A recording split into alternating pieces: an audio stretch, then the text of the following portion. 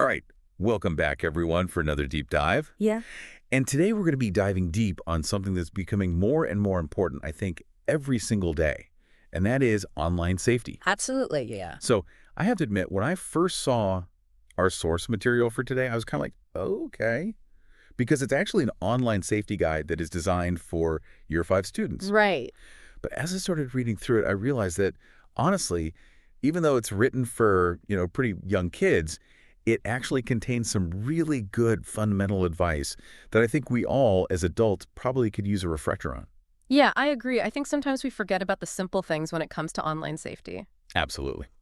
So let's start off with something that I think everyone, probably one of the biggest pain points, frankly, when it comes to online safety and security, and that Yeah. is passwords. Yes. So the guide that we're looking at today actually says that you should have passwords that are at least 15 characters long. And I know some of you are out there going, 15 characters, that's ridiculous.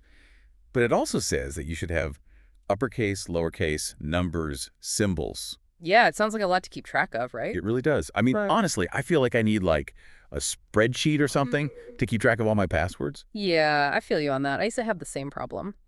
But there's a good reason why strong passwords are so important. The longer and more complex your password is, the harder it is for hackers to crack it. Yeah, I mean, I guess that makes sense. Yeah, think of it like this. You're building a digital fortress around your online accounts. Okay. And the stronger your password is, the higher and thicker those walls are going to be.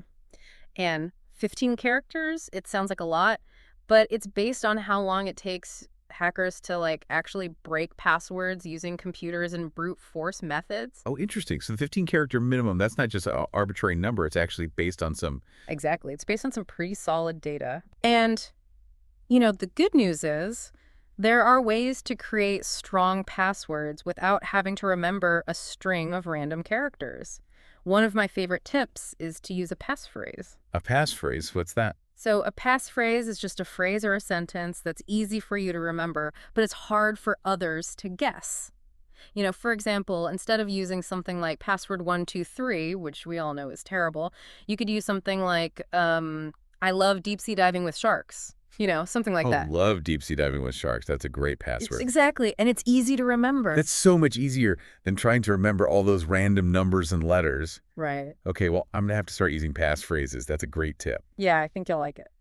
But let's move on to something else that I think is really kind of, I don't know, it always gives me pause, and that's app permissions. Oh, yeah. It feels like every time I download an app, it wants access to my location, my camera, my contacts, like everything. My microphone. My microphone. Like, why? I know. It can be a little bit scary. It is scary.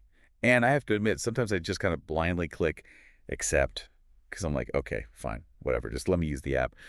But, reading through this guide, it kind of made me realize that I should probably be a little bit more careful about what permissions I'm giving these apps. Yeah, you really should, because you're basically giving these apps permission to access your personal information, and it's important to be mindful of what you're sharing.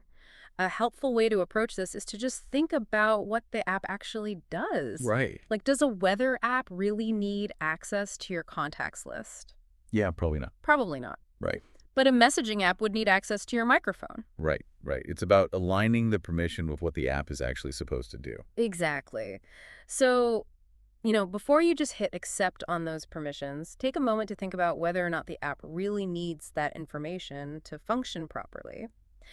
And if you're not sure, you can always err on the side of caution and deny the permission. Yeah, or I guess you can always go back and change the permissions later in the settings, right? That's right. You can always go back and adjust the permissions later if you change your mind. You have control.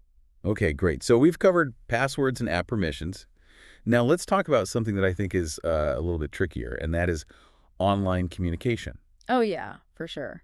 I think we've all been in those situations where, like, a text message is misinterpreted or an emoji is taken the wrong way. And it's so easy for those kinds of misunderstandings to happen online. Oh, absolutely. Because online, you don't have those nonverbal cues that you have when you're talking to someone face to face, like body language and tone of voice. Right, exactly. You don't have the same context. Exactly. So it's really easy for things to get lost in translation. Yeah. And the guide that we're looking at today talks about how important it is to be really mindful of the way that we communicate online and to avoid making assumptions Yeah, I think that's so important. about what people mean. because it's so easy to misinterpret things. It is, and especially with emojis, because Mhm. emojis can mean different things to different people, and what might be a harmless joke to you could be offensive to someone else. Yeah.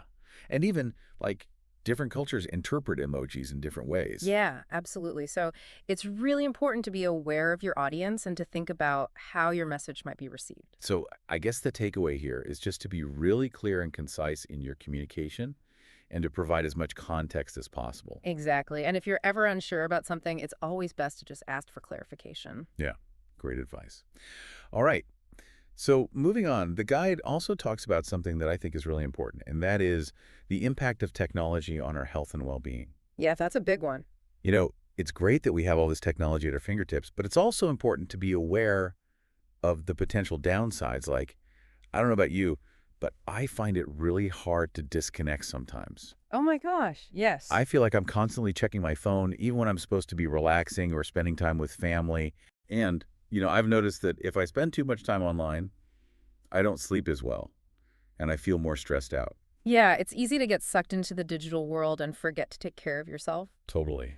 And there's a growing body of research that actually shows that spending too much time online can have a negative impact on our mental and physical health. Really? Yeah, it can disrupt our sleep patterns, increase our stress levels, even contribute to feelings of anxiety and depression. Wow. I didn't realize it was that serious.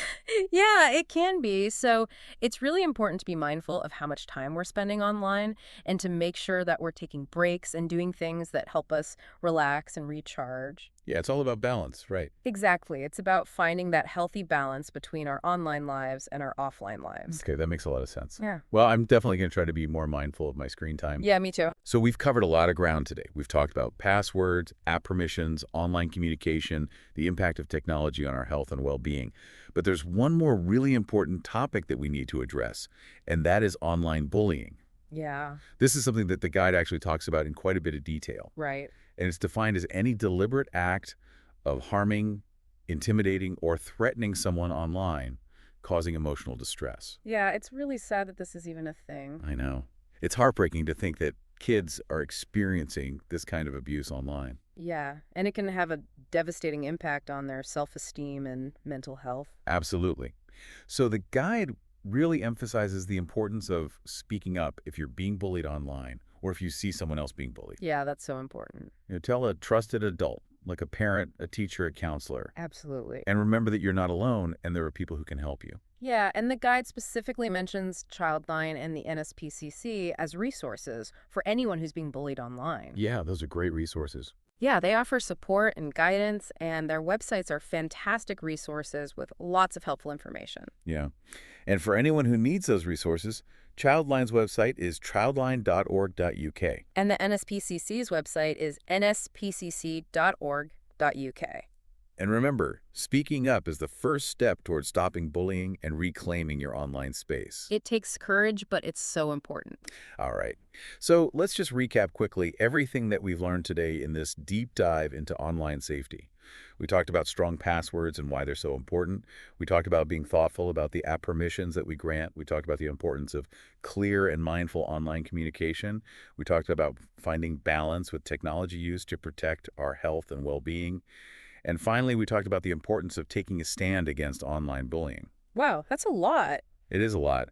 But you know what? Even though this guide was written for a much younger audience, I think these are all really important reminders for all of us, no matter how old we are or how tech-savvy we think we are. Yeah, I agree. I think we can all benefit from revisiting these fundamentals. Absolutely.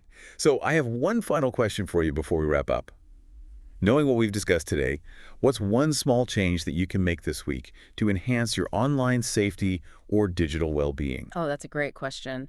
I think for me, I'm going to focus on being more mindful of the app permissions that I grant. Yeah, that's a good one. What about you? I think I'm going to try to be more intentional about taking breaks from my phone, especially in the evenings. Yeah, I think that's a great idea. Put it away an hour before bed, read a book, something like that. Yeah, that's a good way to wind down and get a better night's sleep. Exactly.